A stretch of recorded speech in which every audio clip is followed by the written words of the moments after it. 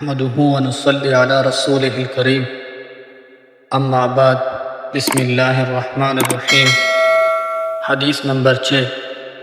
ابراہیم بن محمد جو حضرت علی رضی اللہ تعالیٰ عنہ کی اولاد میں سے ہیں یعنی پوتے ہیں، وہ فرماتے ہیں کہ حضرت علی رضی اللہ تعالیٰ عنہ جب حضور صلی اللہ علیہ وسلم کے حلیہ مبارک کا بیان فرماتے تو کہا کرتے تھے کہ حضور اقدس صلی اللہ علیہ وسلم نہ زیادہ لمبے تھے نہ زیادہ پستہ قد بلکہ میانہ قد لوگوں میں تھے۔ حضور صلی اللہ علیہ وسلم کے بال مبارک نہ بالکل پیچیدار تھے نہ بالکل سیدھے بلکہ تھوڑی سی پیچیدگی لیے ہوئے تھے۔ نہ آپ صلی اللہ علیہ وسلم موٹے بدن کے تھے نہ گول چہرہ کے، البتہ تھوڑی سی گلائی آپ صلی اللہ علیہ وسلم کے چہرہ مبارک میں تھی، یعنی چہرہ انور نہ بالکل گول تھا نہ بالکل لمبا بلکہ دونوں کے درمیان تھا۔ حضور صلی اللہ علیہ وسلم کا رنگ سفید سرخی مائل تھا۔ حضور صلی اللہ علیہ وسلم کی مبارک آنکھیں نہایت سیاہ تھی اور پل کے دراز، بدن کے جوڑوں کے ملنے کی ہڈیاں موٹی تھی، مثلاً کوہنیاں اور گھٹنے، اور ایسے ہی دونوں مونڈوں کے درمیان کی جگہ بھی موٹی اور پرگوشت تھی۔ آپ صلی اللہ علیہ وسلم کے بدن مبارک پر معمولی طور سے زائد بال نہیں تھے، یعنی بعض آدمی ایسے ہوتے ہیں کہ ان کے بدن پر بال زیادہ ہو جاتے ہیں۔ حضور اقدس صلی اللہ علیہ وسلم کے بدن مبارک پر خاص حصوں کے علاوہ جیسے بازو، پنڈلیاں وغیرہ، ان کے علاوہ اور کہیں بال نہ تھے۔ آپ صلی اللہ علیہ وسلم کے سینہ مبارک سے ناف تک بالوں کی لکیر تھی۔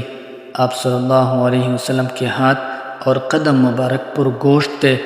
جب آپ صلی اللہ علیہ وسلم تشریف لے چلتے تو قدموں کو قوت سے اٹھاتے گویا کہ پستی کی طرف چل رہے ہیں۔ جب آپ صلی اللہ علیہ وسلم کسی کی طرف توجہ فرماتے تو پورے بدن مبارک کے ساتھ توجہ فرماتے، یعنی یہ کہ صرف گردن پیر کر کسی کی طرف متوجہ نہیں ہوتے، اس لیے کہ اس طرح دوسرے کے ساتھ لاپرواہی ظاہر ہوتی ہے اور بعض اوقات متکبرانہ حالت ہو جاتی ہے، بلکہ سینہ مبارک سمیت اس طرف توجہ فرماتے۔ بعض علماء نے اس کا مطلب یہ بھی فرمایا ہے کہ جب آپ صلی اللہ علیہ وسلم توجہ فرماتے تو تمام چہرہ مبارک سے توجہ فرماتے، کن آنکھوں سے نہیں ملاحظہ فرماتے تھے۔ مگر یہ مطلب اچھا نہیں۔ آپ صلی اللہ علیہ وسلم کے دونوں مبارک شانوں کے درمیان مہر نبوت تھی۔ آپ صلی اللہ علیہ وسلم ختم کرنے والے تھے، نبیوں کے یعنی خاتم النبیین تھے۔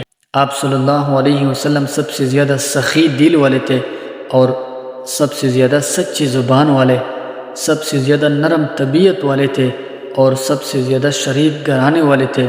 غرض آپ صلی اللہ علیہ وسلم دل و زبان، طبعیت، خاندان، اوصاف ذاتی اور نسبی ہر چیز میں سب سے زیادہ افضل تھے۔